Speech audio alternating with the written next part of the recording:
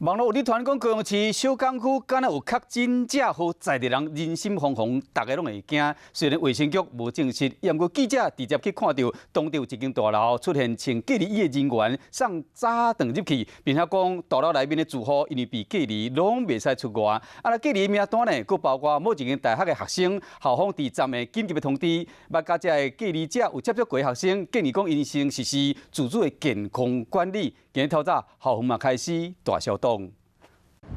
半暝啊，小港区卫生所门口停一台游览车，内底的人拢穿防护衫。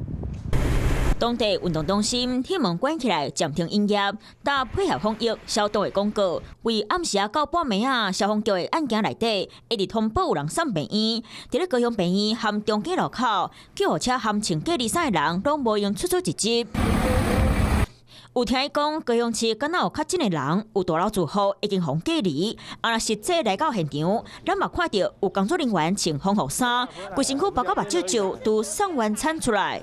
有去检疫完看怎么样，这都不能出来。就等于说每一层楼每一户都不能出来。对。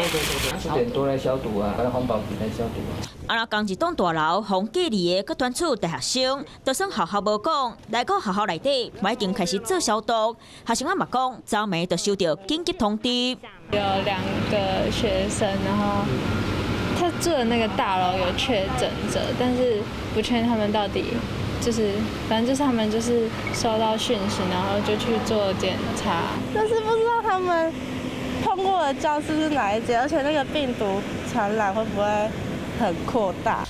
对这件代志，卫生局刚说明发布疫情的消息，以中央为主，社区防疫的工作拢有照流程伫咧行。不管敢有确诊的案例，民众出去路口拢一定要挂好嘴安，保护家己。